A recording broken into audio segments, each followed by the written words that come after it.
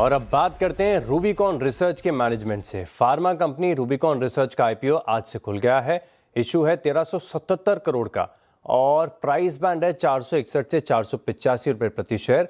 IPO पर बात करने के लिए हमारे साथ जुड़ रहे हैं कंपनी के ED and CEO Parag Sancheti. Sir, show में स्वागत है आपका। नमस्कार, आपने सीएनबीसी आवाज़ को अपना समय दिया, धन्यवाद।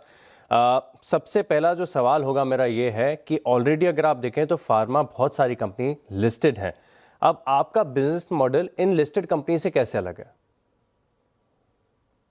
धन्यवाद आपके शो पे लाने के लिए।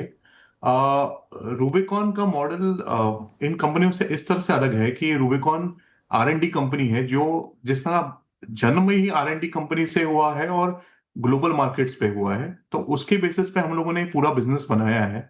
हमारा बिजनेस में पोर्टफोलियो प्रोडक्ट्स में speciality products, drug device combinations, ये मेजर कंट्रीब्यूटर है हमारे रेवेन्यू और प्रॉफिटेबिलिटी के।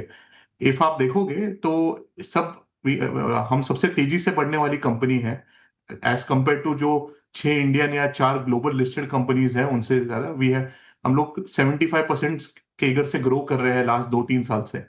सो ये सब मुद्दे हैं जो रूबिकॉन को अलग दूसरे कंपनियों से अलग करती है। ऑल राइट सर, फिलहाल के लिए अगर आप देखें तो एक बड़ा ओवरहैंग बना है यूएस, और खासतौर पर अगर आप देखें तो फार्मा कंपनीज के लिए बड़ा हेडेक है। अब Q1 FY26 में यूएस से आपकी कितनी रेवेन्यू आई थी? हमारा मेजॉरिटी रेवेन्यू सर यूएस से आता है। ऑलमोस्ट 97% हमारा बिजनेस यूएस से है और यूएस फोकस्ड है, और हम लोग यूएस में बहुत जेनेरिक प्रोडक्ट भी बेचते हैं और ब्रांडेड प्रोडक्ट भी बेचते हैं। ऑल राइट, तो सर ये जो ब्रांडेड प्रोडक्ट्स पर टैरिफ की बात की जा रही है, तो इससे कंपनी के ऊपर कितना इम्पैक्ट आ सकता है? उसमें हमारे कुछ प्रोडक्ट यूएस में ही बनते हैं और कुछ इंडिया में बनते हैं, पर हमारा वहां पे mitigation plan already in place है और स्टॉक भी है, जिससे इसका इम्पैक्ट ना के बराबर बहुत कम है। ऑल राइट सर, इसके अलावा जैसे कि मैं देख पा रहा था कि थोड़ा सा कंसंट्रेशन रिस्क भी नज़र आ रहा है। इनफैक्ट मैं देख रहा हूँ कि टॉप 5 कस्टमर जो है 77% रेवेन्यू का कंट्रीब्यूट करते हैं। क्या आगे जाके ये मिक्स थोड़ा सा और बेहतर हो सकता है? जो क्लाइंट कंसंट्रेशन है, इसे आप एड्रेस करेंगे? सर, ये यूएस का सिस्टम में ये जो 5 कस्टमर है, ये 5 बाइंग ग्रुप्स हैं। इसके अंदर बहुत सारे कस्टमर्स हैं, तो वो तो स्ट्रक्चरली वो सिस्टम यूएस में लास्ट 15 साल से चल रहा है। तो हर कंपनी, आप सन देखेंगे या दूसरी कंपनी में देखोगे, तो कस्टमर्स या होलसेलर वही रहने वाले हैं जो बेचने के लिए। हम जब ब्रांडेड बिजनेस देखते हैं, उसमें होलसेलर या बाइंग ग्रुप का रोल बहुत कम रहता है।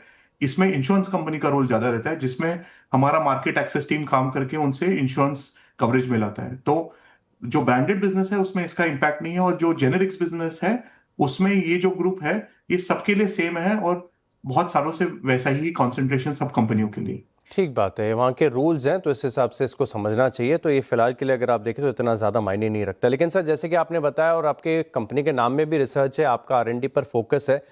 अब दो चीज़ें, एक तो मैं देख रहा हूँ कि 10% के आसपास जो है आपका टोटल सेल्स का R&D के ऊपर खर्च होता है, लेकिन FY23 में ये थोड़ा सा अधिक था। इससे अब जो गिरावट यहाँ पर देखने को मिली है स्पेंड में, इसके पीछे क्या कारण रहा है?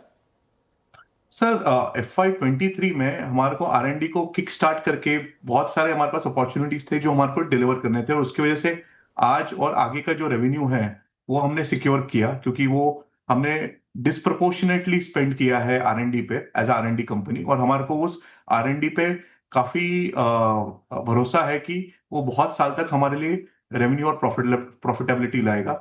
गोइंग अभी के में हमारा जो गाइडेंस है वो 10 से 12% रहेगा ऑफ रेवेन्यू द R&D, जो अब हमारे जो कॉम्पिटिटर है उनसे ज्यादा है। बट इफ आप देखोगे कंपनी ऐसा बढ़ रहा है, तो द एब्सोल्यूट अमाउंट या जो टोटल अमाउंट है वो भी बढ़ते जा रहा है। तो हम लोग कंफर्टेबल है कि अभी 10 से 12% में हमारा जो पाइपलाइन प्रोग्रेस करना है उसमें हम आराम से कर पाएंगे।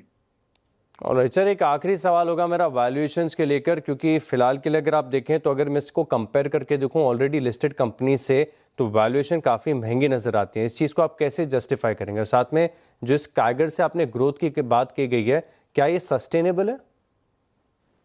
सर, वैल्यूएशन में मैं कमेंट नहीं कर पाऊंगा, क्योंकि वैल्यूएशन मार्केट देता है। हम लोग दो चीज पे फोकस करते हैं, एक एग्जीक्यूशन और दूसरा है सर गवर्नेंस। आप देखोगे हमारा कंपनी 2008 से प्राइवेट इक्विटी इन्वेस्टर है अभी तक, तो governance is completely the best in the business. और एग्जीक्यूशन में लास्ट आप 10 साल का आप डेटा जो पब्लिक में है आप देखोगे तो कंपनी ने कंटिन्यूअसली जो अपना स्ट्रैटेजी है उसमें डिलीवर किया है। कॉम्पिटिटर जहां पे ग्रो नहीं हुए हैं हम लोग उससे ज्यादा ग्रो हुए हैं और सस्टेनेबली ग्रो हुए हैं। तो जैसे हम लोग आगे जा रहे हैं मुझे कॉन्फिडेंस है कि हमने जो पाइपलाइन है और जो प्रोडक्ट्स हैं हम डेफिनेटली हम लोग ग्रो करते रहेंगे। और 2030 तक हमारा प्लान है कि 30% एबिटा केकर का बिजनेस बनाना है हमारे को। तो वही लाइन में हम लोग चल रहे हैं।